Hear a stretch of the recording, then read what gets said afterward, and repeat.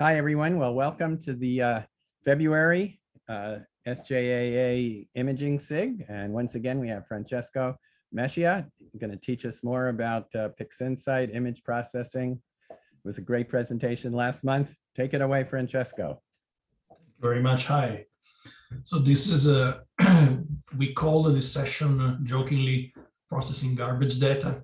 I think somebody pointed out to me that maybe it's not garbage enough. But we'll try to do worse next time. But for now, we are gonna work with this data. I call it garbage not because the data is particularly bad, but because it was collected from home, from the backyard in broadband, so in RGB, and because of light pollution, probably because of some light leaks that I also had, and I wasn't able to properly calibrate some of the worst gradients. And so we are going to go through to a set of techniques to correct whatever is left after calibration in post-processing. And they are not by any means the only way to do this. It's just the way that worked for me, and it worked for this particular target. Unfortunately, it may not be possible to make it completely universal, but I have some hints for other cases as well. So without further ado, I'm going to open the subs, sorry, not the subs, the master lights that I had shared with this group, R, G, and B. Very good. All right, so the worst offender is the red master. You see that there's really a very bad gradient with a circular shape in the center and like a half moon of darker pixels around, and of course horrible left to right gradient as well.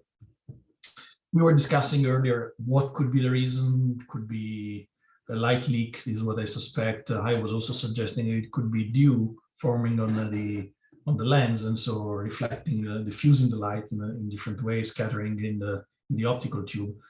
It's quite possible, but the point is that after you collect 17 hours of light and you find that this has really given a poor result, you have two options. You can throw away everything and start over, and of course, before doing that, going down into a rabbit hole and finding what could be the root cause and try to fix it. Or you can try to make do with what you have in post-processing, which is exactly what we're going to talk about here. So when you image from the backyard, these things are relatively common. And the other thing that it happens all the time when imaging from under light pollution, and my backyard is Bortle 7, is the poor signal-to-noise ratio. You can, to some extent, mitigate poor signal-to-noise ratio by increasing the integration time. In this case, I did 17 hours distributed among the 3 channels, so I could have done better for sure. But just increasing the integration time would incur this gradient problem. What we need to do is to model, to use the PixInsight terminology, model the background, and so that you can figure out what correction would be necessary to basically flat field this image after effect. There are several techniques that I can recommend for that. One that works, in my opinion, exceptionally well, but has some requirements, is Vicent Paris's multiscale gradient correction technique. Vicent is one of the developers, one of the guys at Pleiades Astrophoto, so the developers of PixInsight. And he had published a very nice article in which he corrects some very weird gradients in a very dim object. So something that you want to bring it out of the background, but the background is not much darker than the object itself. And so you need to be careful in how you correct it, otherwise you're gonna essentially eat the target that you want to bring out instead with the gradients themselves. So what he suggests to do is to take wider field image here. So instead of taking it with a telescope, take it with a telephoto lens, take it with a shorter focal length telescope. But the important thing is that you need to have a much wider field of view. Why does it do that? Well, the assumption is some of the problems that we are trying to correct are due to something in the optical train, like additive effects like light leaks. If you do it with a much wider field, chances are that the portion of that wider field that overlaps with the images you want to correct has a much smoother gradient, much simpler gradient, probably a linear one, that is easier to correct. So what you do is to normalize your gradients to that wide field imagery, and then you can correct it, subtract it. And he was using essentially everything was done via pixel math, but nowadays there is a tool in PixInsight, which is also very powerful for that, which is normalized scale gradient. It's a script found here under batch processing, normalized scale gradient. You need to have some reference imagery that has either a no gradient or a simple gradient. And if you have that, PixInsight will use a photometry to determine how much the corresponding regions in your subs need to be brightened or dimmed in order to bring the overall gradient back into the same shape as your reference imagery. So if you have a wider field of view that you can extract a smaller portion with a simpler gradient, or if you can go maybe just for one night, maybe just for a few hours in a darker place and take an image with very limited gradient, you can use that to normalize your entire stack. But in this particular case, these are ideal solutions. These work for basically all targets. In this case, I didn't have that. And I used a different technique. So the different technique that I use is to use some assumptions and logic to form a model of what the background of this image would be. Now, this is a field in Pegasus, MGC 7331, and the Stephan's Quintet. So we are relatively far from the Milky Way. I didn't see any. I looked at reference imagery online. I didn't find anything that suggests that the very strong IFN, integrated flux nebula, in this region. Even if there were, I think I know better than trying to image IFN from Bortle 7, so I don't care. So I think I can assume that this field at a large scale, not at the scale of galaxy, not at the scale of stars, should be flat. The background should be uniform. Now, if we do that assumption, we can use some mathematical trick in PixInsight to say that, okay, so if everything should be flat, but it's not, maybe I can come up with an image, a synthetic image that I can subtract from this one to produce my flat field. And let's take a look at how this could be done. So before I do that, let me just slightly crop this image. So I cut away the areas of a partial overlap of the various subs. So I'm using dynamic crop. I crop to 4,000 pixels by 2,700 pixels. There it is. Now this is the master light in red. I would like to see what this image looks like at various scales. So I'm gonna clone this, and then I'm gonna use the multiscale median transform tool, which is normally used for doing things like noise reduction at a multiscale way, but it's actually a powerful tool to look at the image at different scales. So what does this image look, for instance, if I cut away the first 4 layers? Let's think about it for a moment.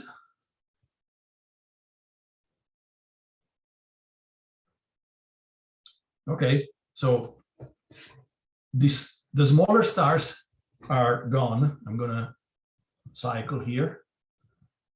Smaller stars are gone. The detail in the galaxy is gone, but the galaxies themselves are still here. Both NGC 7331 and the Quintet are still visible. What if I remove more layers?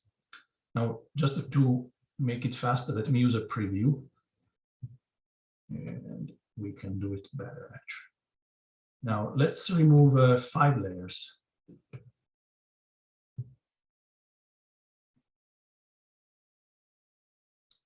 Some more calculations. Hopefully, it's not going to be this slow every time. It just needs, PixInsight only needs to build the matrix. Okay, we are removing more stars. The galaxies are still there. Let's remove 6 of these layers.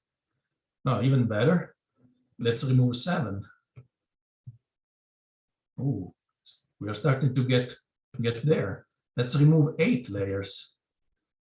The galaxy is still there. So we can go even further.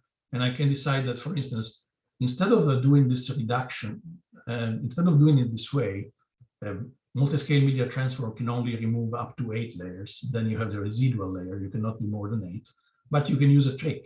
So instead of doing this, I am going to resample the image. I downsample it by a factor of 2, which is the equivalent of removing the smallest scale layer. So everything, all of my layers will be scaled down by 1. Downsample. Now, of course, the preview will go away. I resize. I recreate the preview. And now, if I look at removing the first 8 layers, I start to get something interesting. Look, this is, if I blink, you'll see that this looks like could be a plausible model of the background of the sky.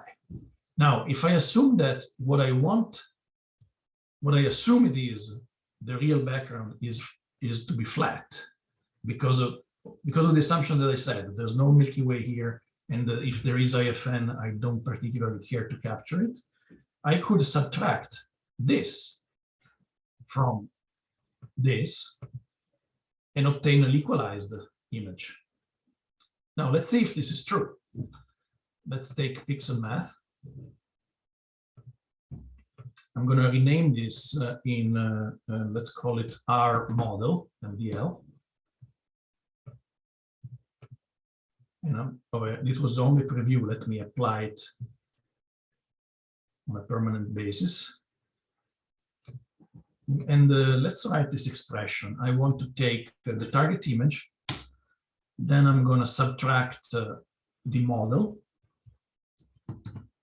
You don't have to worry about the downsampling? Sorry? Do you have to worry about the fact you downsampled it? No, unfortunately, PixInsight automatically rescales things. As long as they have the same aspect ratio, you're not going to have problems. And of course, these do have the same aspect ratio. So I'm going to remove the model, but then I also need to add, I want to add the median value of the model, because otherwise the background will become black, pure black, and I don't want that. So let's see what happens if I apply this expression.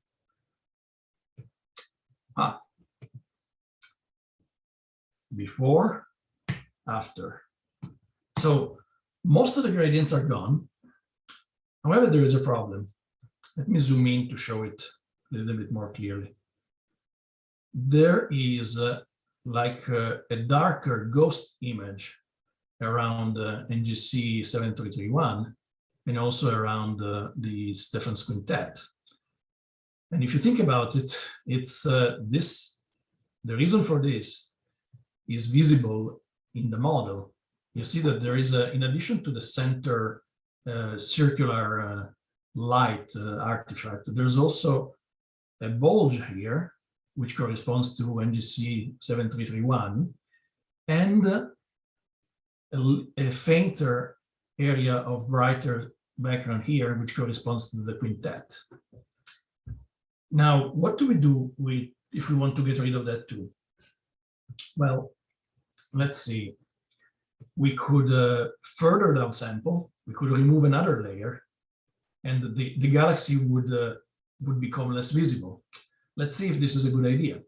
So let me do it on an alternative image. So I'm going to copy this, and I'm going to reset downsample again by 2.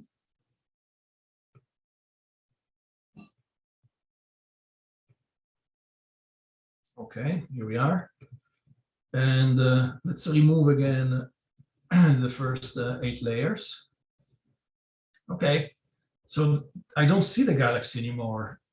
So let's see what happens if I remove this, not RMDL, but RMDL clone.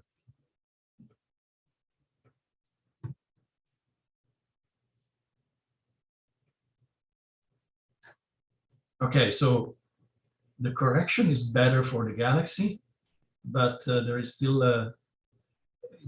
it didn't correct sufficiently the gradient. You can see that there's still a brighter portion around the center, probably because after I remove not 1 but 2 layers by downsampling by 4, 2 times 2, the scale of the background, the residual is only.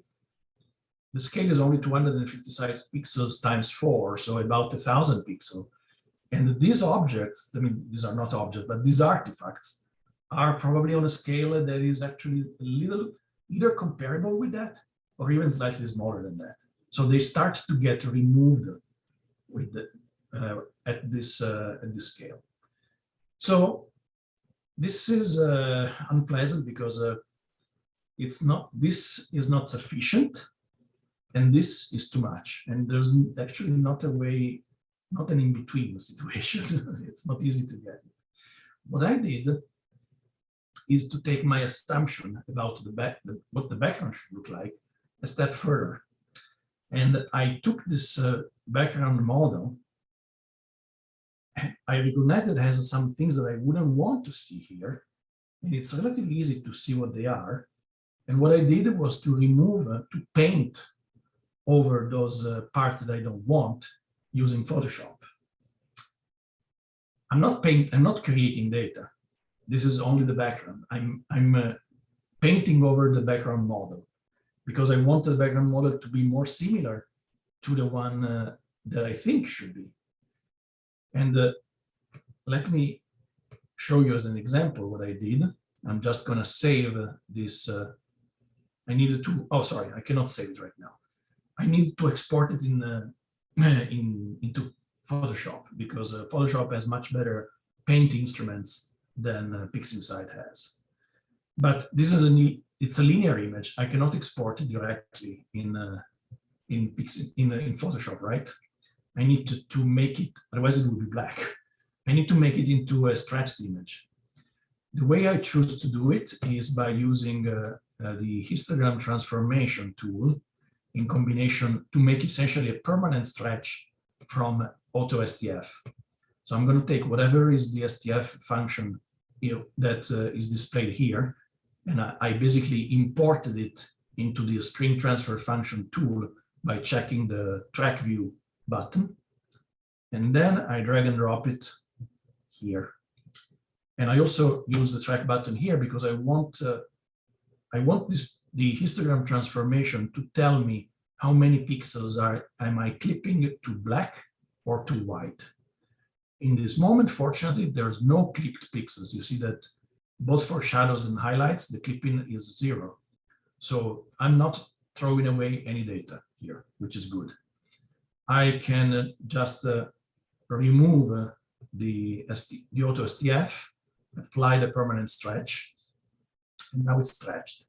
Before closing histogram transformation though, I'm gonna drag an instance, a copy of this instance onto the desktop, the workspace actually, sorry, to use a PixInsight terminology, because we're gonna have to go back to a linear image before proceeding. And if I don't have this, I'm not gonna be able to do this. I mean, I could get it from the history, but the important thing is that you needed to make a note of these two coefficients the shadows coefficient and the midpoint, because we're going to need it to go back.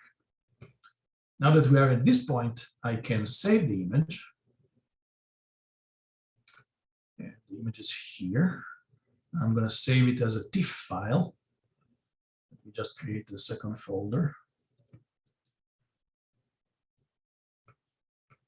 And now that I save it as a 16-bit TIFF file, I can open it in Photoshop. So let me run Photoshop, and I'm going to have to share it as well. Give me just a second.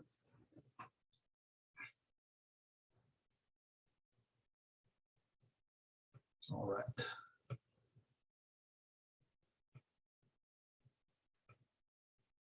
And now I can share Photoshop. All right, here we are. Let me open this file that I just saved.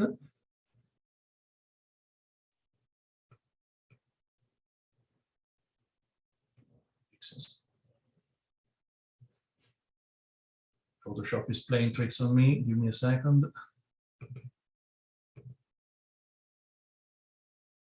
Okay, this is our image.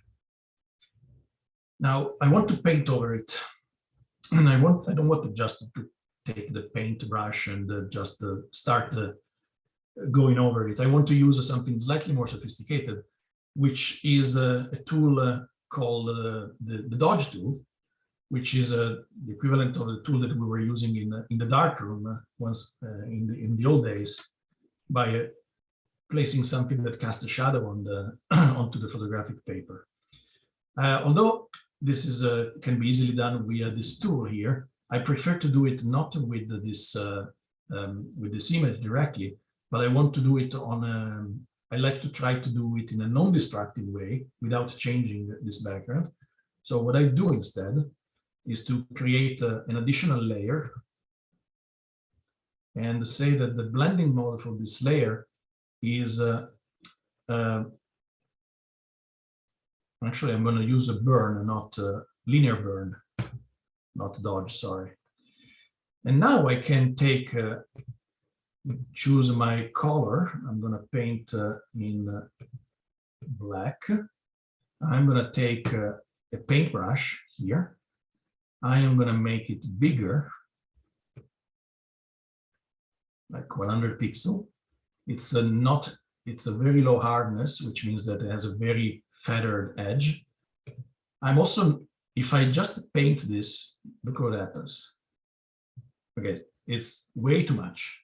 I'm painting black, which will prevent the light from the, so to speak, the enlarger in this case to reach the photographic paper. That's too much. What I want to do is to limit the opacity to maybe not 100%, but 5%. And also I want to use this paintbrush as if it were an airbrush. So activate the airbrush mode and also reduce the flow to 5%. Now if I start painting over, it's very subtle, but it's progressively removing information from you. Maybe I need to do a little bit more opacity, 10% maybe. Yeah. You see, I'm correcting that slowly, very slowly. You have to do it multiple times. And maybe also I'm going to do something here where I see the Stephan's Quintet. It's almost gone. Yeah.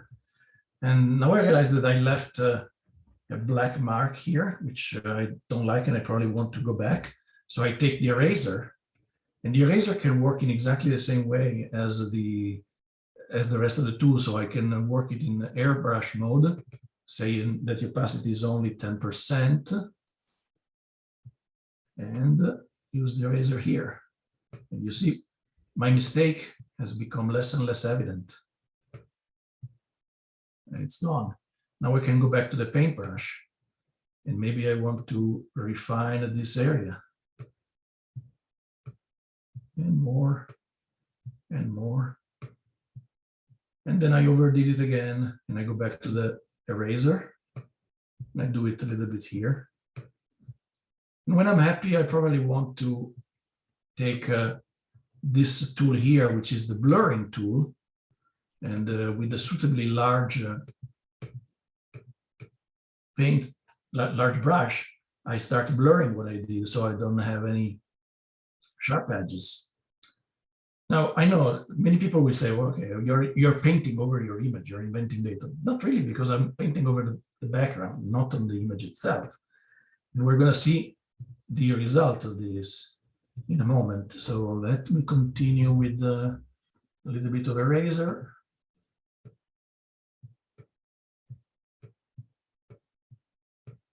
More here. Maybe some more painting here. Francesco, while you're doing that, can I ask? Yep. So Please. how is this different than, you know, ABE or DBE? We can try. But, you know, I mean, using a not very powerful model for, you know what I'm trying to say, right? Got it. We can try to do it. And we can do that actually. The problem that I noticed with DBE, I was never able to obtain this in short, but it's quite possible that there are some techniques that I don't know that would allow you to do it. ABE is likely not suitable because what you're doing here does not respond to any particular, you know, the ABE, it just interpolates it with a variable, with a polynomial with a variable number of, with a variable degree. You specify the degree. And this is more complicated than just that. So I don't know if it would work. But DBE, I tried and it's really a pain to model this kind of problem. Let's see, I could go further, but let's see that I'm gonna be happy with this and save it in the same format in TIFF. But I want to save a copy because I want to save it with all the layers flattened. So we just do it. You probably cannot see my save as window because Photoshop is messing up with my multiple screen. So bear with me for a second. I'm saving it as R model corrected. TIFF. No, I don't want layers. I said no.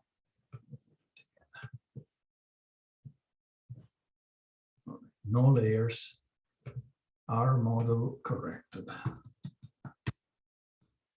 Okay. Okay. Now I go back to PixInsight. Can you still see PixInsight, or are you still seeing Photoshop? We still see Photoshop. Okay, let me switch to PixInsight. Here we are in PixInsight. Yeah. Let me open the image that I just saved. All right, this is the corrected one.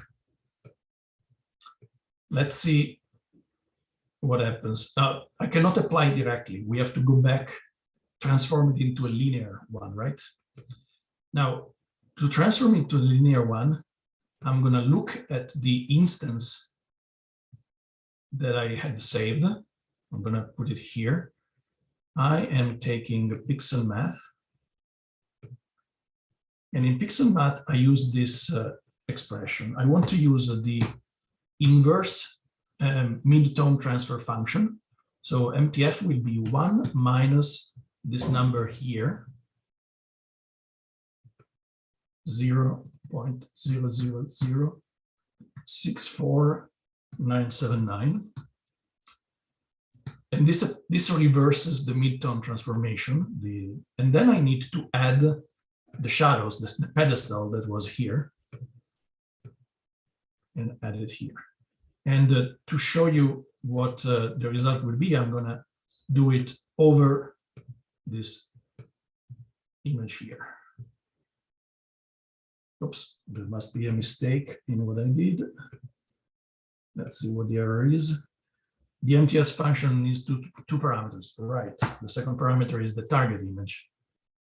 But the target image will be R MDL corrected. And I drag and drop. And oh, sorry, my bad. I didn't copy the right value. 0, 1, 2, 8, 7, 3, 7, 6.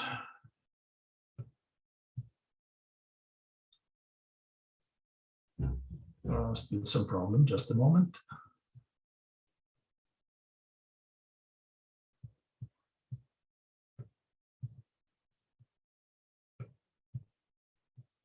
Francesco, you didn't stretch. I'm trying to, this one is the RMDL corrected, is the one that comes back from Photoshop. So that has been already stretched. I'm trying to unstretch it, what I'm doing. And I use this as a target just for, and I don't understand. But now you have to stretch that one. This was already, oh No, yeah. STF that one. STF, thank you. It's a STF. Sorry. No, STF now stretch. Yeah. Thank you very much. All right, now that this is done, I can try to reapply the same correction that we tried to do. This one minus RMDL plus median, the R of RMDL. And the correction is much better. Now you can apply an AB to remove some linear gradient if there's anything left, but there shouldn't be anything left actually. Now, given the question, let's try to do this with AB and see what happens. So I'm going to move it here. AB. Sorry, not AB, DB. Now the problem here is to place the right samples. So let's try to place a number of samples here where I have this problematic area. And what do I do with the galaxies? I needed to skirt around the galaxy like this.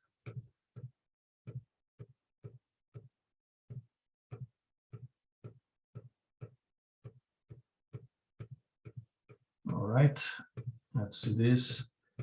But then I needed to also have some samples around because there are also gradients in the rest of the image. So they will be less dense than in the center part where the galaxies are, but I need the samples. So more.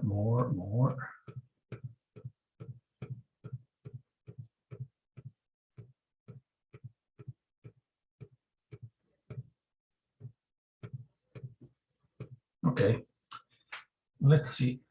What I normally do at this point, I want to ask the PixInsight to show me what the model will be. Wouldn't you want to make the model low order? Sorry, what low order? You know, like, I think the There's no such thing in DBE. Oh, is Yeah. that right? It's just an AB, okay. Yeah.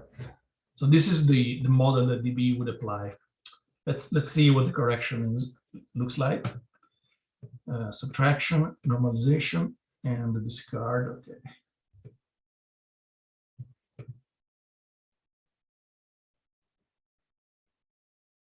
All right, so it's, let me just save this instance so we can do it again if we need it. But yeah, it's not bad, but there is the center artifact is still there. If I blink it with, this is the one that I corrected with Photoshop, so to speak. And now I'm blinking them. Photoshop, DB, Photoshop, DB. I'm not saying that you cannot do it in DB. Probably with patience, you can put the right amount of pixels and find the right smoothing factor to do that. What I'm saying is that if the assumptions that I started with hold true, there's no Milky Way, there's no IFN that I'm worried about. I know that the background is dark. There's no nebula here, except for the galaxies. Then you can take this this shortcut. Shortcut in quote. You've seen that we had to do a number of steps to get here, and we have to repeat those steps for green, and we have to repeat those steps for blue. But if you want to do that, it's in the end you obtain a well flattened image. If you cannot make those assumptions because of the nature of your target, then the other two techniques that I mentioned still are viable. The multiscale gradient reduction technique that in the article from Paris, or the use of normalized scale gradients. If you have at least one frame taken with from a place where you have simple gradients, and you can normalize everything there. Now, I don't want to subject everybody to going through the same process for green and blue. So I think I have on my hard drive the corrected the images that I already corrected. If you don't consider that cheating, I'm going to retrieve them. Francesco, yep. Just a crazy idea. What about using a star extraction? In this case, okay, there are the problem of the galaxy. Yeah, the galaxies will remain. We can try. That's kind of what you're doing with the multi-scale transform, right? Is right, removing the stars. Once you have removed the first maybe 5 or 6 layers, the stars are gone. Yeah. And you will still need to paint over the galaxies anyway. Yeah, the galaxy remain a problem. Yeah. I mean, we have a little thing on the side in the chat, right? And John showed like a grid DBE. I think maybe if you use StarNet to remove the stars, then you don't have to worry about samples falling on stars. Yeah. And then you could make the grid. Then you just go in with the delete key and delete over the galaxies. Sure. And then you can crank the tolerance because there's nothing left but background. You might get a better model. Why don't we try? Absolutely. So I go back to the clone that I had created. Now I need to make it into a starless image. StarNet does not work on linear image, but there is a script that allows that. So let me do linear StarNet. I'm going to do it for this. All good. Create star mask. I don't care. The star mask. So let's execute this. Clipping. I don't care.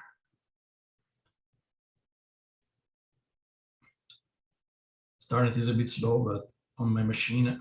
But hold on for a moment.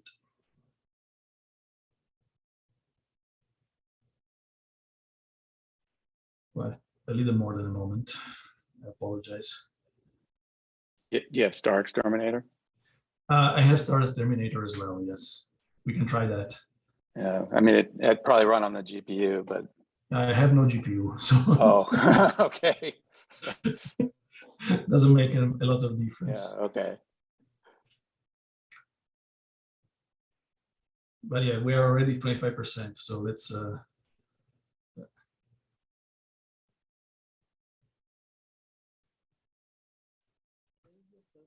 I mean, I think your Photoshop method is a lot more straightforward, than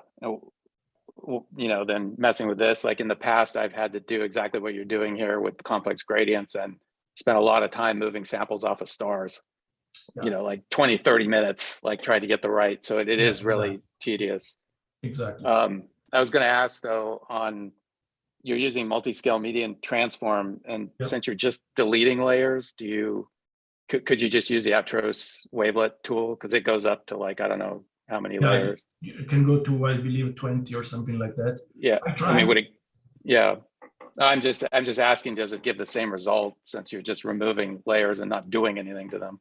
It gives, there's some shapes left over. The gradient are not as smooth as with MMT. I'm going to show you that. I see. Yeah.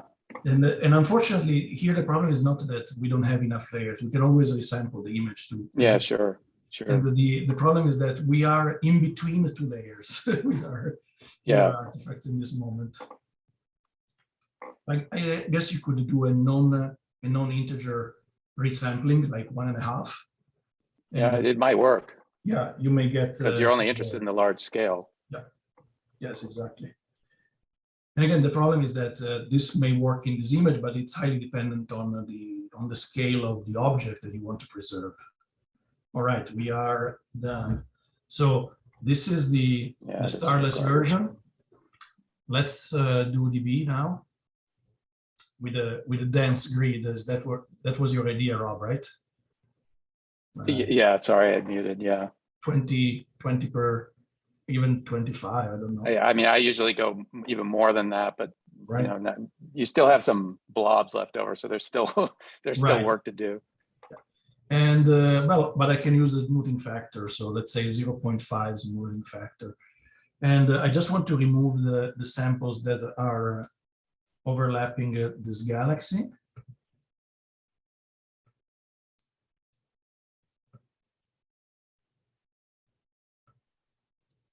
Actually, the tolerance wasn't high enough to pick up the stuff in the middle, so that's all.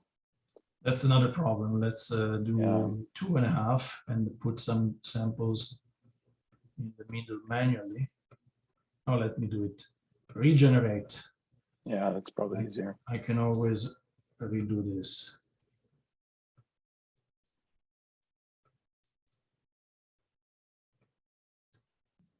Essentially, these are just alternative methods to create that background model, and everything still hinges on the assumption that we know what the background should look like with no gradients. By the way, there is a bunch of IFN here, but you're right, you probably didn't capture it, so it doesn't matter. Exactly, it's not here, so not in this image, I mean. Right. If I were to do this from a dark site, I would have different considerations, of course. Right, let's see again what the model looks like.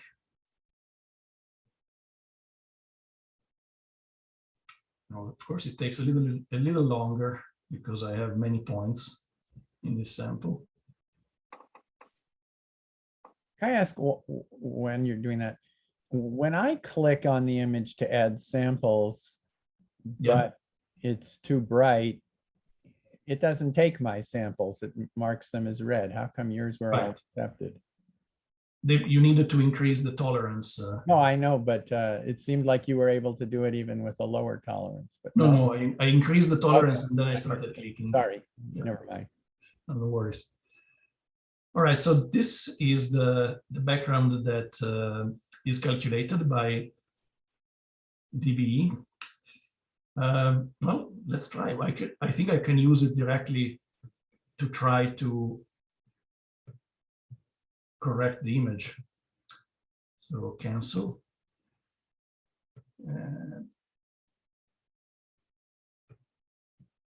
Let's try to correct this. Let me call this RDB background.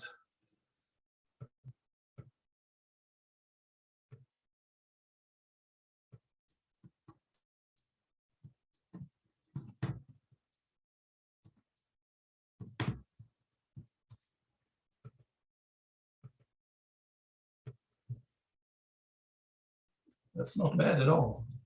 Thank you, Rob. There's maybe a tiny. There's some left over. But it's not bad at all. This could probably go through an ABE with a function degree of 2 and maybe 4 and get something out of it. I start seeing, unfortunately, a little bit of shadow around the 1731, but yeah. I mean, there are multiple ways, but the one that I was showing with PixInsight, although it's painting and so it's changing data.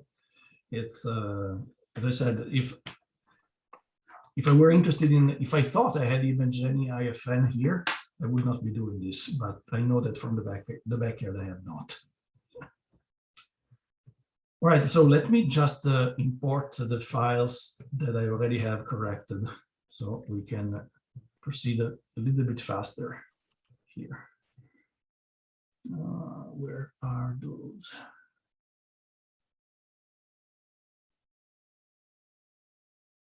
Funny, I no longer know where they are.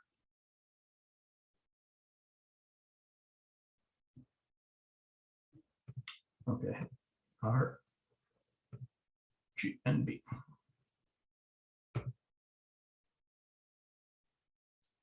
All right, let me do the correction. This is called R1 L.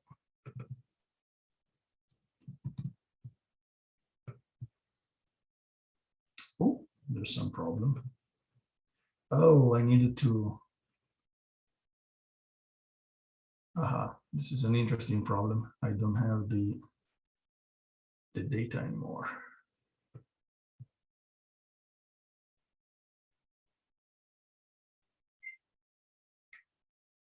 I have the images with the corrections, but they are stretched and I no longer have the coefficients. So I guess I'm going to have to open the project that I had for this. I wanted to do everything from scratch, but it would be wasting your time. So let me reopen the project and proceed from there.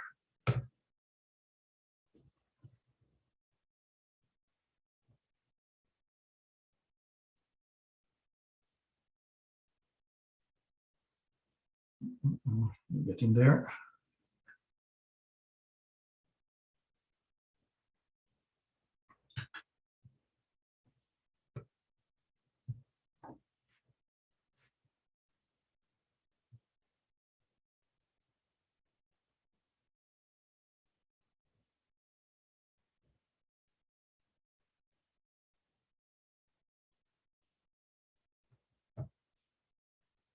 Hold on for a second. This takes a little bit more than I would like. All right, here we are. So I am going to iconize these. These are the three images after the correction in red, the correction in green, and this is just after normalization, and the linear fit and the correction in blue. And there we go. Now that I have these three images, I can combine them. This is a standard RGB processing in PixInsight. So I didn't do LRGB, but just RGB. So I combine R2, G2, and B2. Create.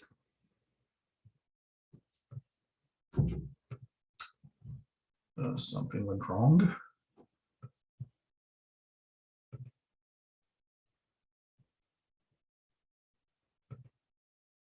Okay.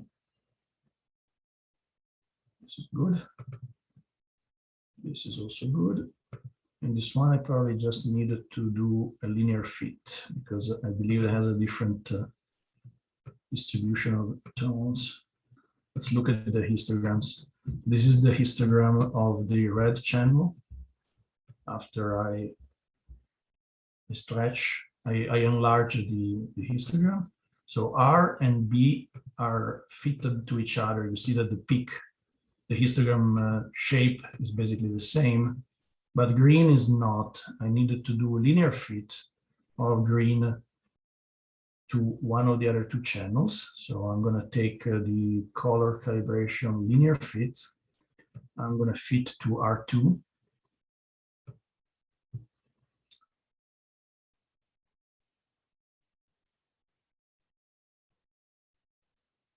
And here we are. And now they are all three images have histograms that are roughly comparable. Now I can combine them together and obtain this image. Okay, that's not too bad. The colors are not calibrated yet, but at least they're more or less neutral. I have removed the worst of the color of the sky. All right, so at this point, we can do some color calibration.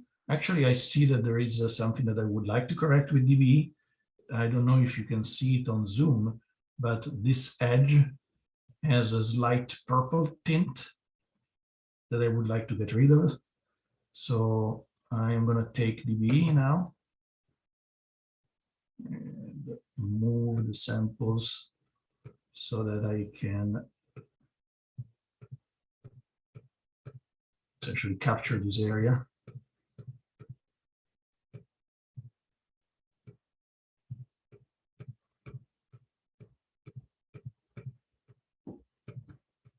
I see also in the lower left corner. Yeah. Here, right? Yep. This one I want to move. This one I'm going to move. This one I'm going to move. And here also I needed to.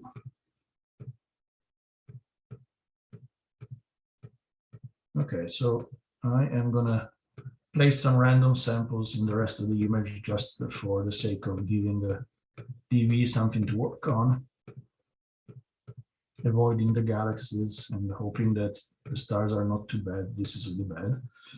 Okay. Okay. At this point, I subtract, normalize, and I'd like to have a smoothing factor a little bit higher. And let's see what happens.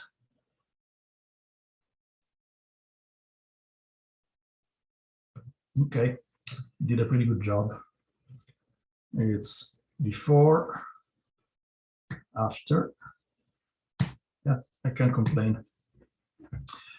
At this point, what we need to do is some color calibration. There are the usual two methods. You can do PCC, or you can use an average of all the stars. Given that this is a rich star field, I think I'm going to use the average, the average of the stars method. First, I'm going to neutralize the background, though. I need there are lots of stars, so I need to find a portion of the background that doesn't have too many stars. Something like here, maybe. And I place a preview on it. Then I look into it with the histogram transformation tool. And I further enlarge the histogram 200 times. I see that the background essentially is a distribution that ends at 0.138. So I'm going to neutralize the background with that. Neutralize tool, region of interest, I am importing it from the preview. And the upper limit, and so we said 0.038, right? And yeah, 0.38 with only one preview. Okay, neutralized. And now I am going to use the color calibration tool.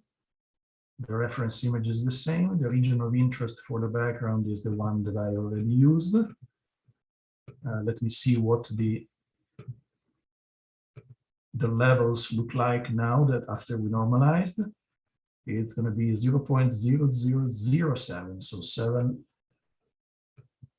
and the 3 zeros. I want the tool to detect the structures because there are galaxies. I could actually consider the galaxies. After all, they are made of stars. And yeah, I can execute this. And I have a decently calibrated image with decent colors. Now, the next step in the workflow that I use is a linear noise reduction.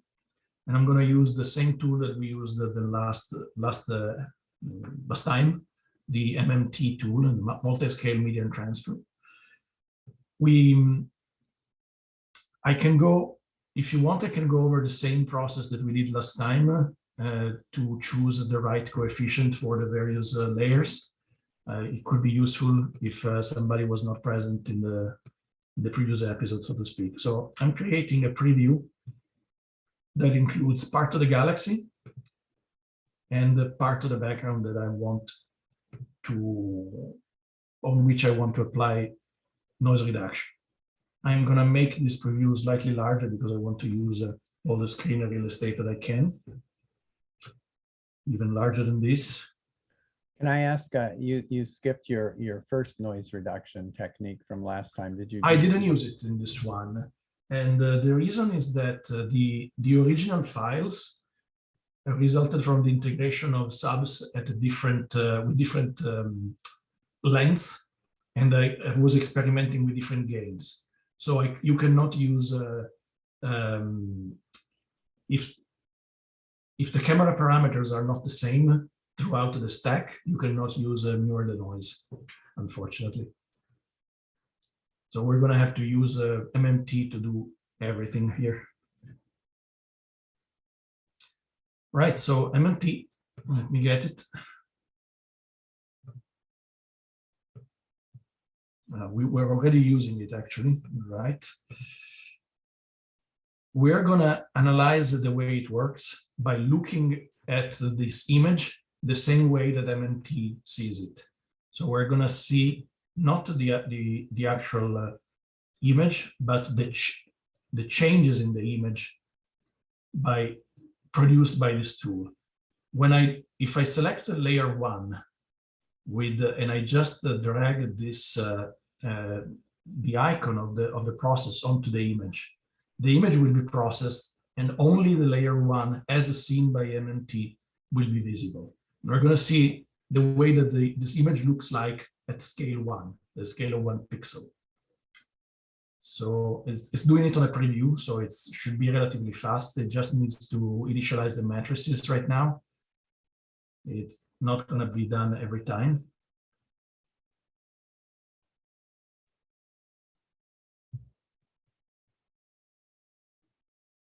All right. Right, this is the image at scale 1. There's lots of pixel to pixel variations, and some of them are due to the stars, because the stars starts coming up from the background. Some of them are due to the galaxy here, and you see 7331. But this part here, this is background noise. So I can start applying noise reduction here. How much noise reduction? Well, we have to try. And I'm going to try with the threshold, setting the threshold to 1 sigma. So what does it mean? This means that everything that goes beyond 1 sigma, 1 standard deviation from the median in this image seen in this way, so seen only at the layer 1 scale, will be preserved. Everything that is below 1 sigma will be cut. Essentially, there would be a coefficient 0 applied to those. And if I drag this icon, I'm going to see what the image looks like after applying it. So there's some level of reduction, but most of the noise is still here. So let's go at threshold 2 sigma. Better. Now there's some salt and pepper noise that is still left behind, but a lot of it has already gone away. Let's increase this further to 3.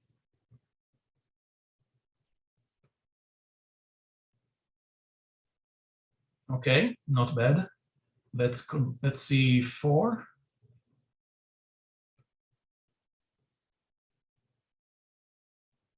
That's not bad at all. We have removed almost everything.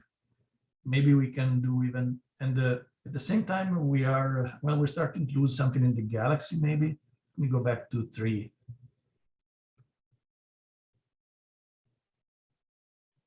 No, not really. We are the galaxy is still there. We can try 4.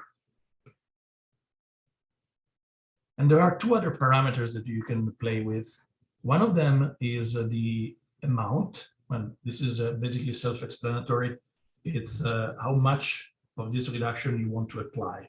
It's a linear combination between the image before applying this tool and the result of the tool. So if I apply only half, for instance, 0.5, you're going to see this as a result, in which the noise is there, but it's subdued, which could be a good option. And I typically use it at the larger scales. But I like to go aggressive at the finest scale, especially if I hadn't had a chance to use Mur Denoise before that. There's also this other tool, this other parameter, which is the adaptive parameter. So adaptive is, this parameter tells this how to deal with outliers. So as I said, this is a statistical method. Everything that goes beyond a certain threshold expressed in the standard deviation gets through, and everything below gets cut.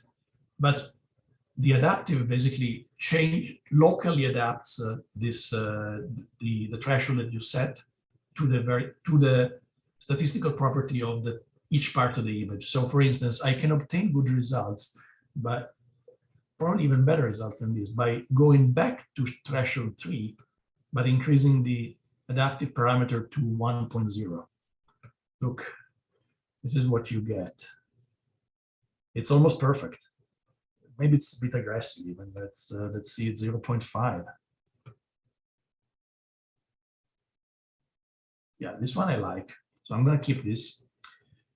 The second layer, what does it look like? Oh, after applying it, every time you do this with a preview, you have to do an auto stretch, because each scale has different as a different median.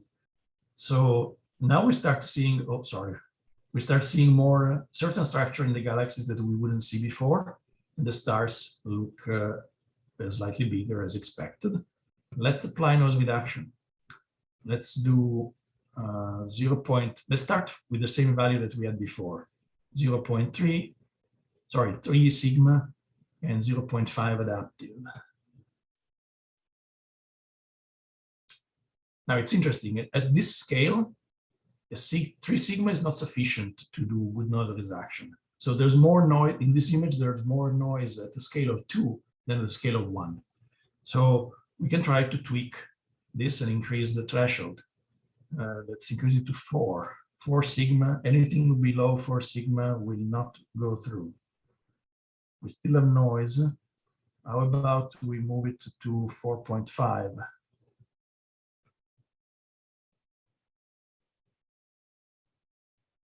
Uh, 4.5 is probably okay. I can leave it like this, and we move on to the following layer. Same technique. Apply, auto stretch, and then start trying. Now, if I like to try first with the same parameters as the previous layer and then work by difference.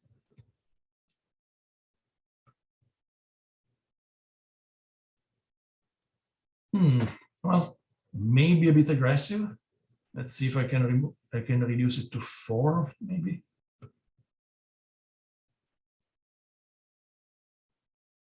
Yeah, I don't dislike this. At the following layer, we are trying again, threshold 4, adaptive 0.5. Now, I like to, let's see what this looks like. Oh, very aggressive. This cut a lot. So maybe not 4, but let's bring it down to 3.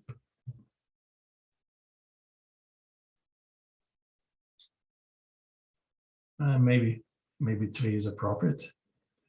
At the scale of 5, layer 5, scale of 16. At scale of 16, if I apply the same parameters of the previous layer, I get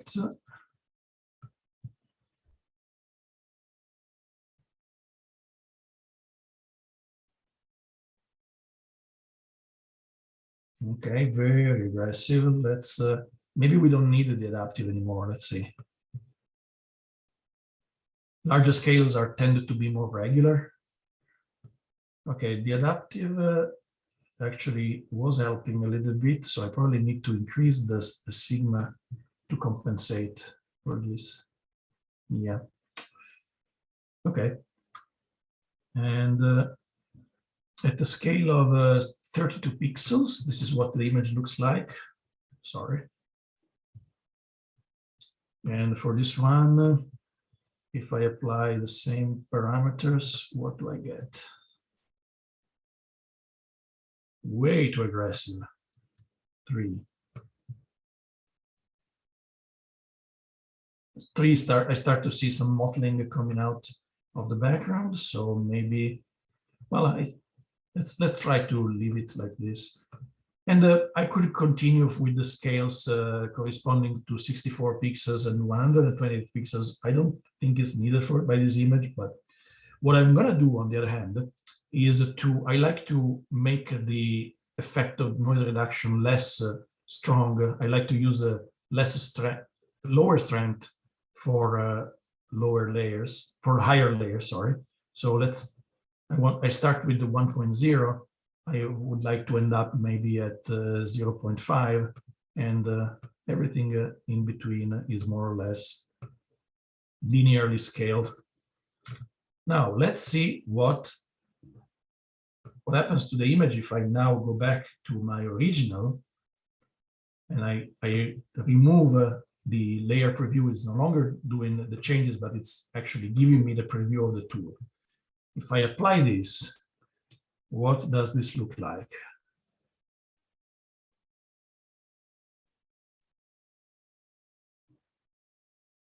That's not bad. There's still some mottling, maybe. I don't know what I did different.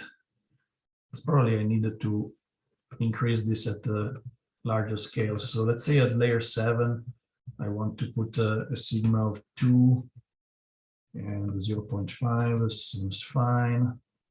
Maybe even at scale 8, I can maybe 1.5 and strength 0.5. Let's see.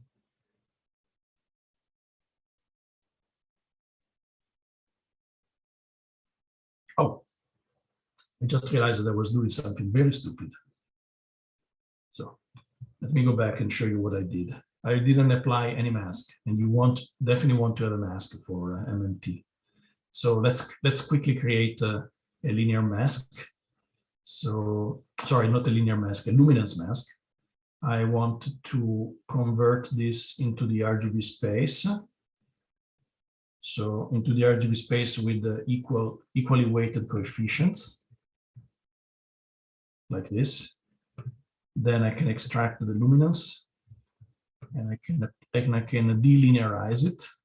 I use a script called a delinear, but you can use a permanent stretch based on the SDF, not a problem. Now I apply the mask, inverted. Sorry, inverted the mask, not the image. There we go. I hide the image for the moment, and I apply MMT again.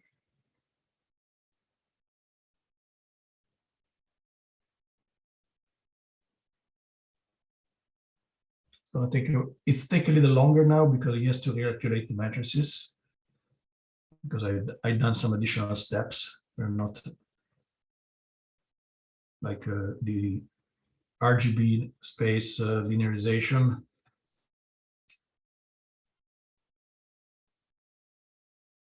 We're here.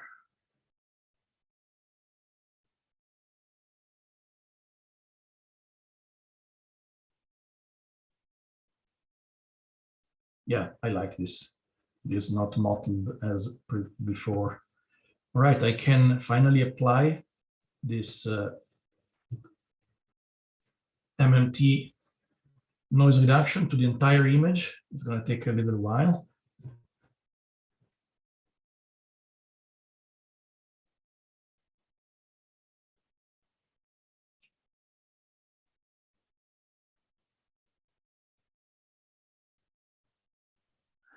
What are the chances that you could reuse this setting for the same rig image scale across targets and stuff? I have to say that it's pretty good. The chance is pretty good. At least if you use the same under the same conditions, like if I image from home, I use a template that I just tweak as needed. When I go to image from Pinnacles, though, the level of noise is much less. Yeah. Because of, and typically recalculate everything from scratch. But yeah, from home, I reuse the settings. Thank you. We're almost there. Last channel.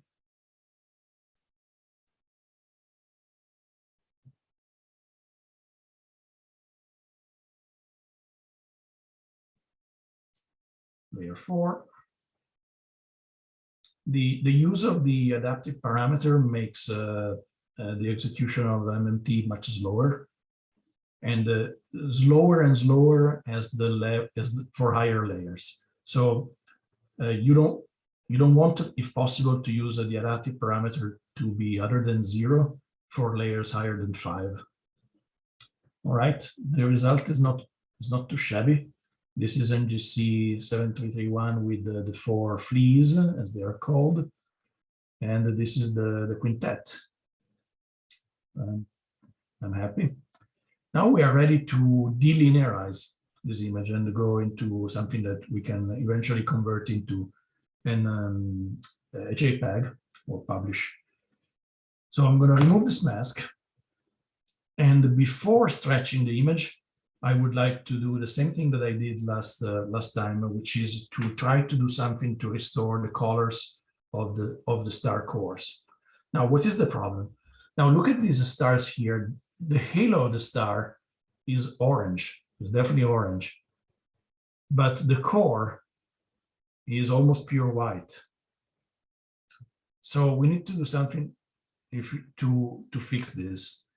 And let me show it again. When I'm saying it's pure white, it almost they almost reach 65,536. They don't actually, because I calibrated this image. So when the star saturates in the fits file, then the content of the pixel is a pure white one. After you calibrate the colors, there is a scaling operation in progress. And so the value is no longer 1.0 in the floating point representation that PixInsight uses, but is for some channels is lower. So what I want to do, if I look at these stars by removing SDF, you see there's no color. Maybe they're slightly teal in color, so really the opposite of what the halo looks like. So there is a wonderful script called repaired HSV separation that repairs the color of the saturated cores using the color information from the halo. You just need to instruct the script how much you want to clip in the shadows. I prefer to clip nothing. How wide you want the largest repaired star radius to be. 35 pixels is appropriate for my image scale and my gear.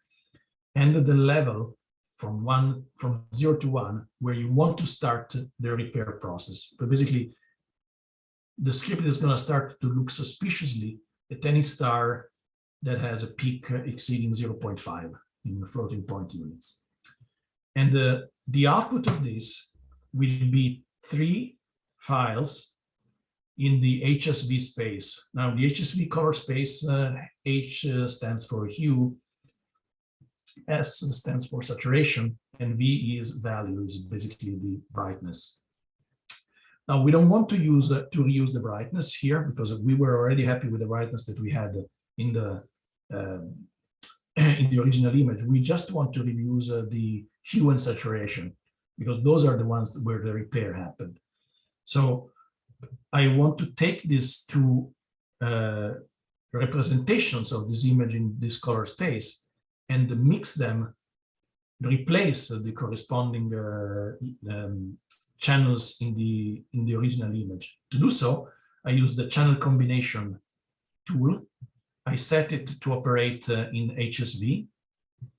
And then I'm going to tell it, I don't touch anything for V, for value, but use image 18H and image 18SV for the other two values.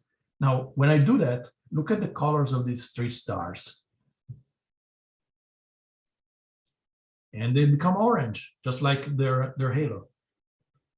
Note that you cannot really see it when you have an auto STF applied, because everything goes to white anyway.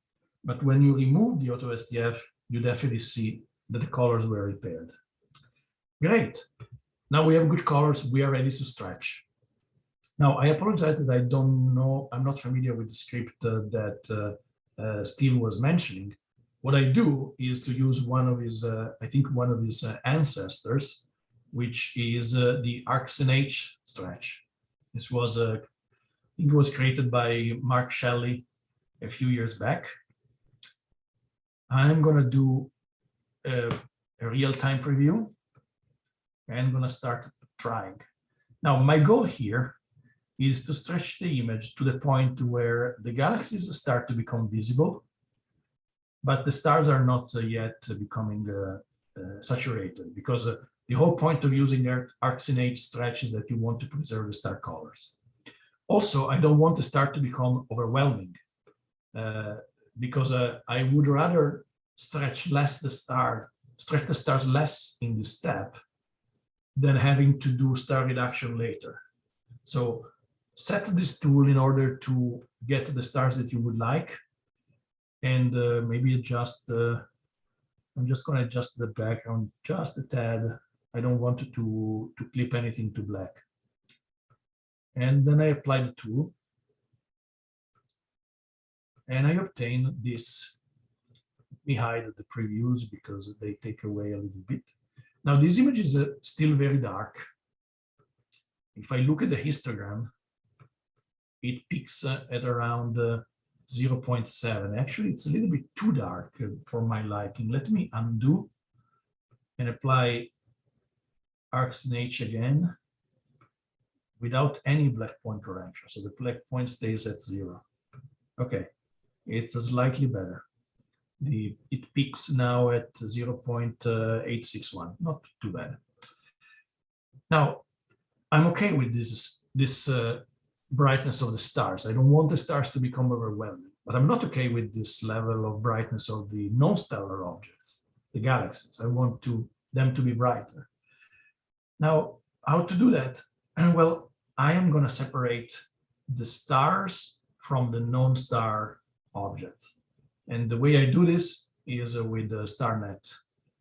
Or you can use a star exterminator. But one of the things that I would like to show here is the use of the new tool, StarNet V2, that Rob is very familiar with. I'm going to run this StarNet V2, asking to create a star mask. And with the default setting of stride 256, which is what the author Nikita recommends. Note that StarNet V2 can operate on linear data if you want, although the current version has some bug, and it doesn't really work well for me in linear data. But this is no longer linear, so we're fine. I am going to apply this.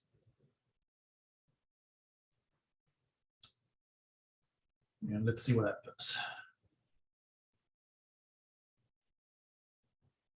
It's actually much faster than the old version, at least on my machine.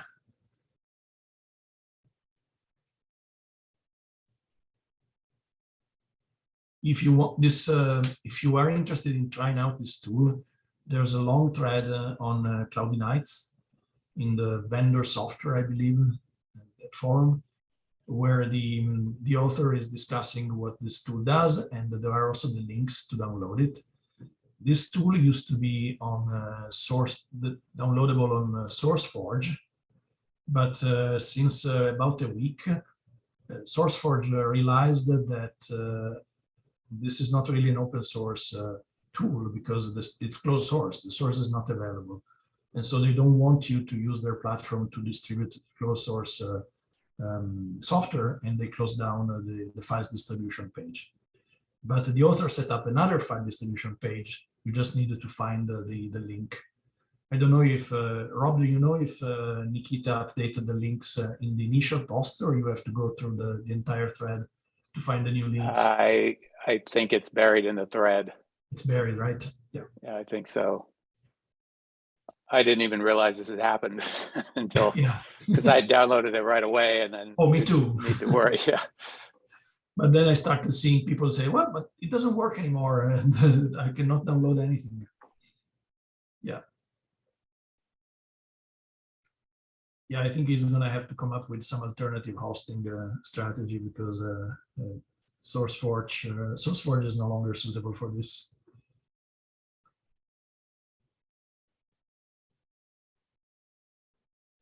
%, getting there.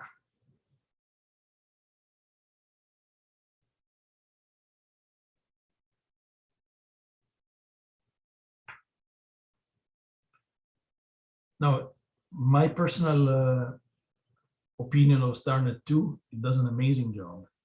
It's so much better, not only so much better than the old one, it doesn't have all those artifacts left over from on the stars.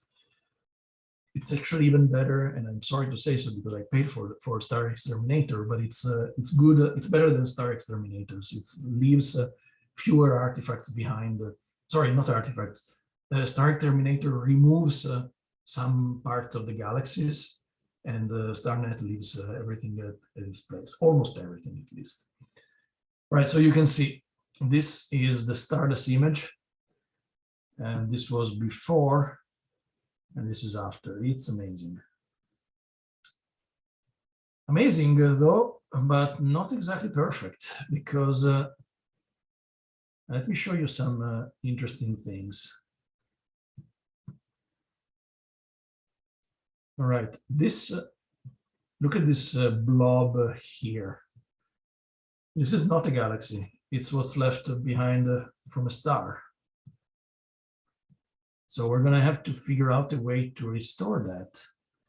But there's also other problems. There's even some galaxies that disappear. Let me find one. Okay.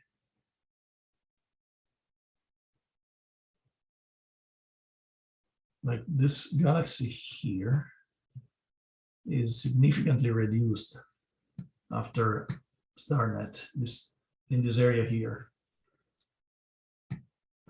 So this galaxy here in near my cursor completely disappears after StarNet. So what I do is to take the result with a grain of salt, and instead of just taking it and using it, I export it to Photoshop again, and I start applying corrections.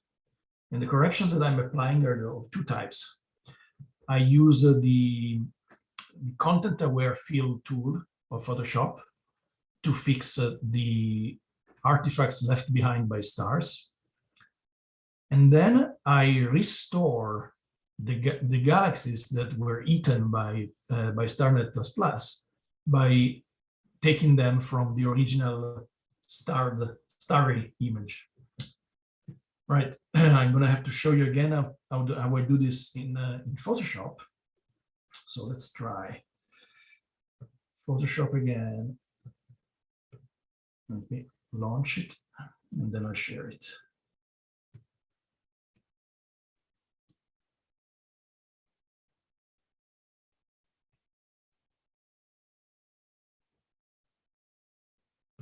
New share, Photoshop. All right, let's open a file.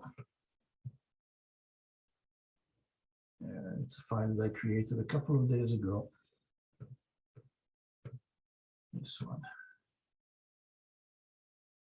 This one is the StarNet version that I had exported, that I had created. And let me also open. So the first thing I want to do is to correct artifacts like this one that are just the leftovers from the stars. Now, how do I determine that something is a leftover from a star?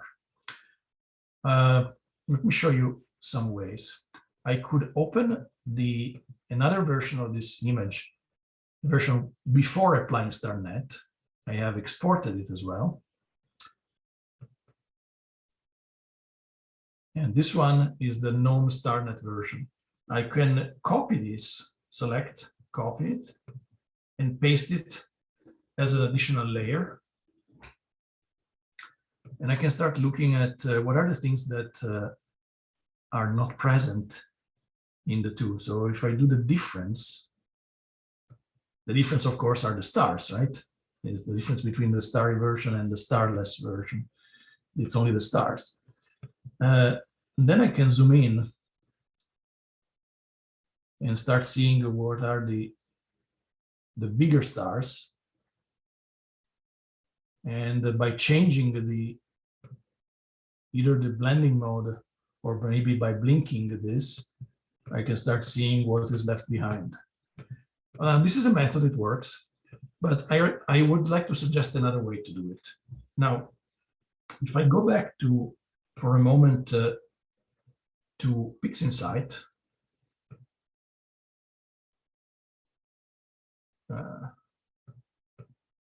okay. Can you see my PixInsight? Yes, perfect.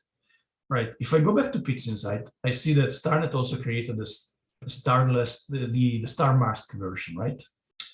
Now, this star mask, I could use it as a guide to determine what are the big stars, what are the stars that are most likely to create artifacts.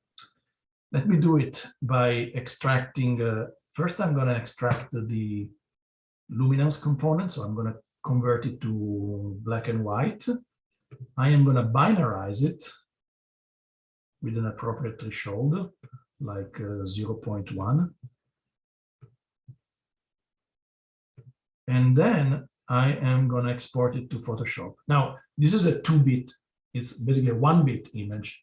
I don't need it to go through the pains of using TIFF to preserve the dynamic range. I can just copy the view to the clipboard, then go to Photoshop, create a new document with the same size as the clipboard, and paste it. These are the stars. Now I want to select only the bright ones, the larger ones. So I'm going to use the magic wand. I'm going to select, magic wand didn't really work here. Deselect. The magic wand with the non-contiguous selection has selected everything that is white in this image. Great, that's what we want. But I don't want to select, I don't want to transport this image, the black and white image, into my starless image. I want to transport the selection. Now, Photoshop is a tool to do that, and it's in the select menu. You can save the selection, and I'm going to save it into the file where I want to process, and I'm going to call it star selection. Then I go back here. I am going to load the selection. And this is it. These are not the stars, it's just the selection. It's the ghost left by the stars. But they are all the stars, small and large. Okay. I am going to use the selection modify tools to crop away the small stars and only select the big one. So first thing I do is to contract the selection. I shrink it by 4 pixels. Any star which is less than 4 pixels in the radius will be wiped away. Great. Only the large stars are left over. But they are made. The selection is much smaller than the star now. Okay. We use another tool. We expand it. And we expand it, for instance, by 10 or even 12 pixels. Now we start to see something interesting. There is one selection circle placed over every star that I want to operate on. This is great. However, I want to operate on the background here. And again, I could do it directly on the background, or I could, which would mean operating distractively, changing the layer, or I can operate on a correction layer. Now, given that I'm not really processing the image in Photoshop, I'm just creating a temporary file that I'm going to re-import into PixInsight at some point. I can just do the destructive method. But if you are a Photoshop aficionado, you know that you should not do this for Astro image processing. You should use adjustment layers and smart objects to do that. It's quite possible. I'm just a little bit more cumbersome. And if you allow me, I'm going to skip that. But if you're interested, we can go to everything. Regardless of the method, the first thing I'm going to do is to use this selection to apply the tool called content-aware fill. So I'm using the fill tool in a content-aware mode with color adaptation on, and blending mode normal with opacity 85%. Opacity 100% is basically replace everything. 85 blends 15% of the background with 85% of what I have from the result of the tool. So if I click OK, it's going to think a little bit.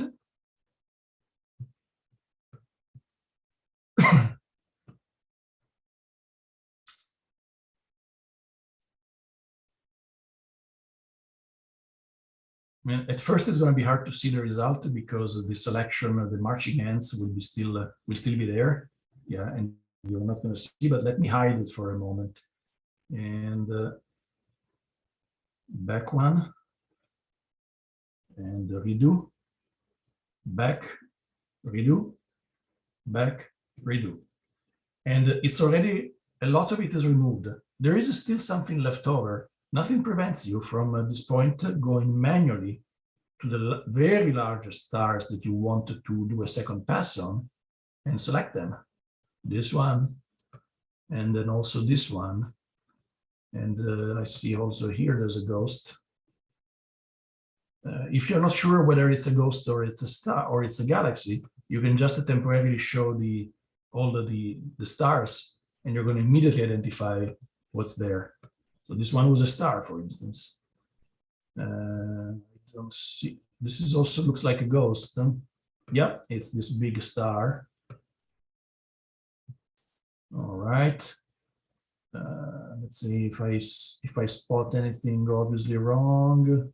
Oh, this looks like a ghost. Definitely a ghost. Select it. Okay, that looks about right to me. Let me do a second pass.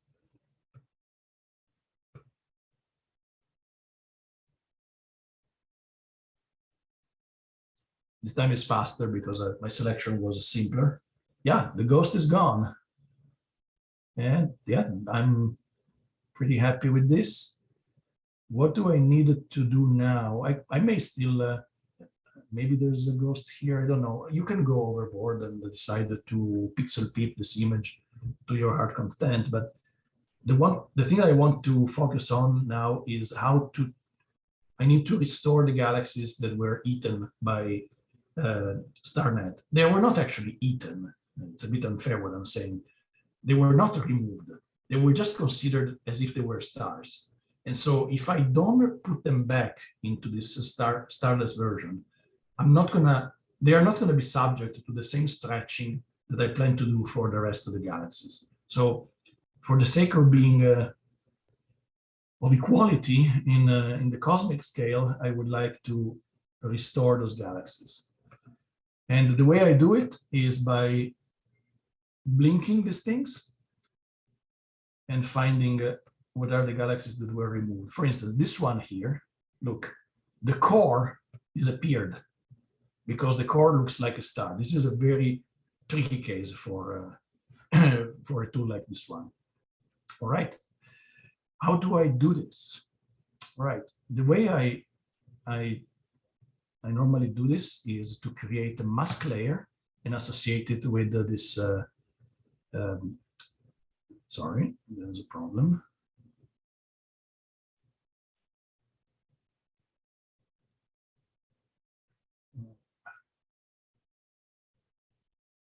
Why did the mask layer disappear as this holes?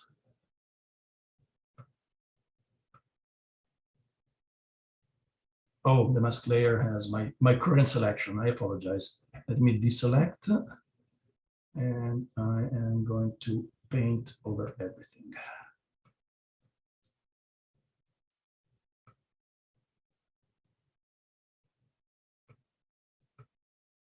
Oops, wrong color.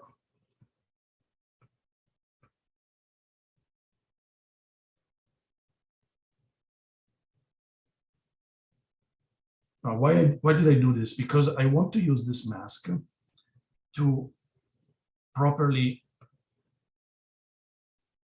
isolate only the parts that I want to repair. So let's go back to the galaxy that I wanted to repair. It's this one here.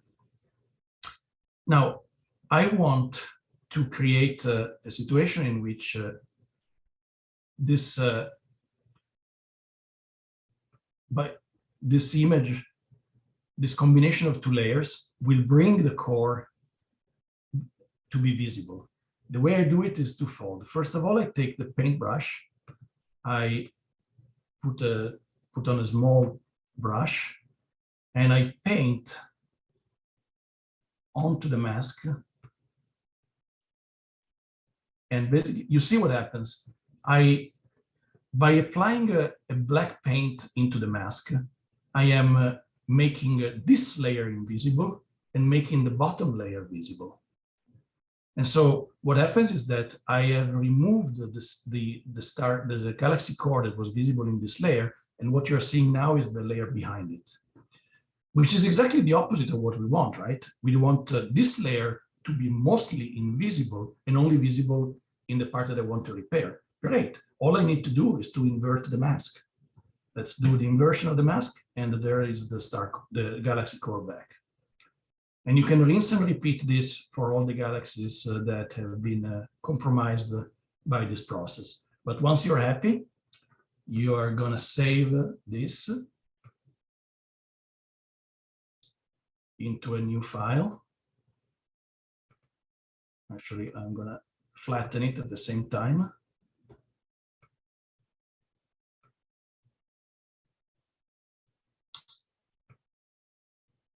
And then go back to PixInsight, where I'm going to open this file, the one that I just created.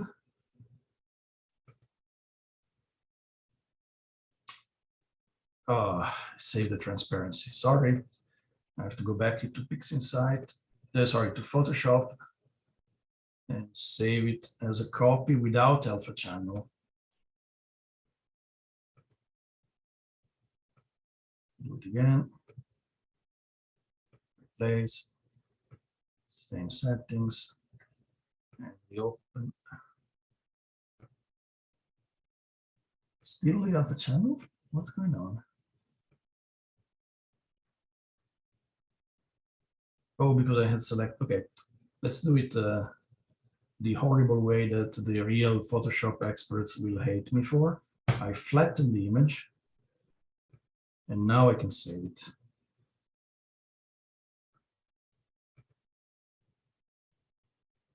Oh no, he had saved it, but under a different name. I apologize.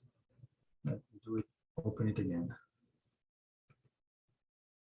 All right, now we're talking. All right, so this is the corrected image. We have, at this point, we have the image pre-correction, we have the star mask, and we have the corrected image. What I'd like to do at this point, I go back, given the, if I take this image after StarNet and I add the stars, I go back to, I obtain the result of the original image. But if I add the stars, the star mask, and the corrected one, that is no longer true. I have to create another version of the difference to reflect the fact that I made some correction. So I'm going to go back one step here, and with Pixel Math, I am going to create the difference between image 18 and RGB2 clone StarNet copy. And I'm going to save it into another image called image 18 difference 2. Execute. All right, this is the new star mask. Now I can go back and I can replace this one with the corrected image by doing this. Great, now I have everything. I can continue my processing. Finally, we have this image. I can at this point do a couple of exponential transformations, which is what I like to use in the power of inverted pixel mode. Once, twice, maybe. Now that the galaxy is becoming clearer, I want to maybe fix the background, stretch it a little bit more. At this point, there are no longer stars in this image, so I don't need to be afraid of eating oversaturating stars. I just need to get to a level of background that I consider acceptable, like 0.9, 0.8, sorry, 0.08, 0.09. And yeah, that's not bad. If I zoom in, it's nice. There's a, I think it could be, the noise reduction could be even better. And maybe also the resolution could be better. So what you can do at this point, I want to introduce very briefly as the last step of this processing workflow, the use of Topaz Denoise AI. So if I save this image as a TIFF file, 16-bit TIFF, and now I'm gonna open in Topaz Denoise.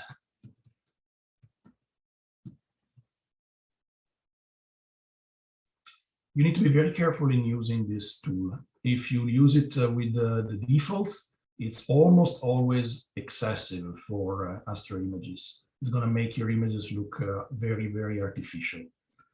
So let me share this additional application to pass the noise. I am going to open the image that I just created.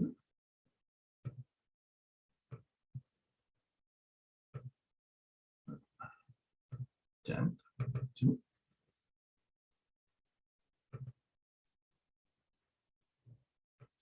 Right, it opened the image, and now it's processing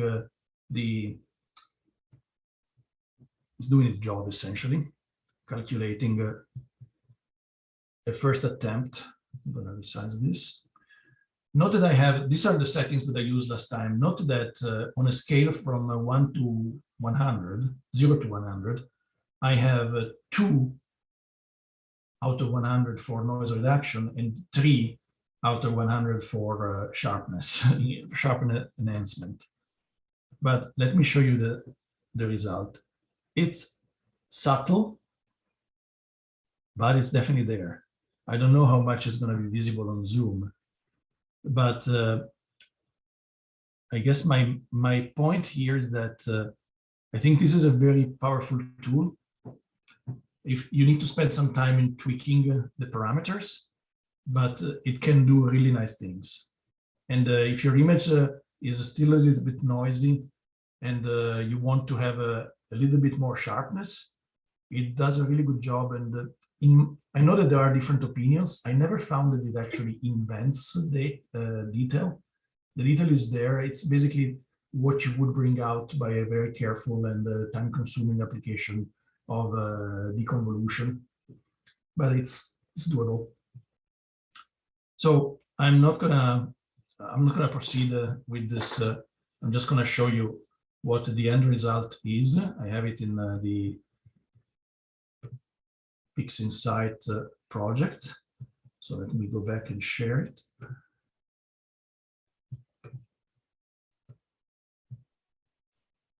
All right. So this is the image that I had processed, and what I did was I came here, and this is the result of recombining together the starless version, which has been further processed, and the stars that have not been further processed, except for maybe some saturation. If I zoom in, you're going to see the difference is pretty dramatic. Before, after, before, after. And that's basically it. The sum of the two images, I've done it using the same operator that I showed last time. It's an interesting, very interesting expression that I think it was Rob that showed it to me. If you want to combine two images and you have stretched them differently, like one of them is now very much brighter than what it was before, the starless version, but the stars have not been processed to the same extent. So if you combine them together, you're going to have that the stars that are superimposed on a galaxy or a nebula end up being overly bright.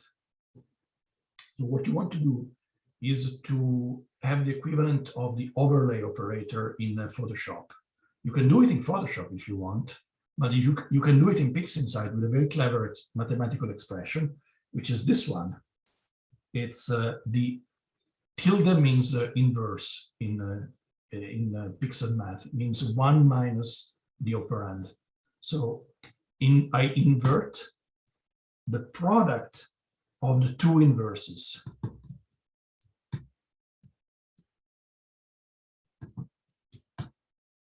Now, this seems that it looks like magic. It looks like a magic trick. But if you actually do the math, and you're going to obtain that this actually simplifies to image 1 plus image 2 minus image 1 times image 2. So this means that, as incredible as it seems, if you do the math, you're going to obtain this, which means that the end result will be the sum of the two images minus the product of the two images. And why is there this minus of the product? Well, the assumption is that these images, each of them is normalized to 1. So you don't want to go beyond the 1. By subtracting the product, you're subtracting a value that becomes higher where the images are both brighter. If one image is basically 0 and the other one is bright, nothing is going to be subtracted. If you're in a pixel that contains only sky, nothing will be subtracted, essentially, even if there is a star in front of it. But if a star is superimposed on a nebula, the star will be toned down, and this will make it possible not to exceed the 1.0, which is the theoretical maximum, without scaling the results. And I think this was the last trick up my sleeve for this presentation. I didn't look at questions, so if there are questions, please bring them on. Let's see. I'm just looking at the chat. I hadn't been looking. Can I just say, wow? Yeah. Thank you. Yeah, it doesn't look like there are any more questions in the chat, and we have been going almost 2 hours. I apologize. Well, we are still digesting everything. Yeah, but we can entertain a couple questions, and then probably should cut it off at that point. So does any guys? I see a question from John asking what was it that the HV channel combination fixed exactly to reduce the halo or to add colors to the blown out star cores? That was actually to fix the blown out star cores. Basically that process creates two of the three components of an HSV color space by reconstructing the color of the saturated cores from the colors of the halos. And so in the end, you take the output of that script, you trash the V component of the color space, because you don't want to fix the value, you want to fix the color. So what you want to do is to incorporate the H and SV vectors of the color space into the original image, and you do it with the channel combination by setting it to work in the HSV space.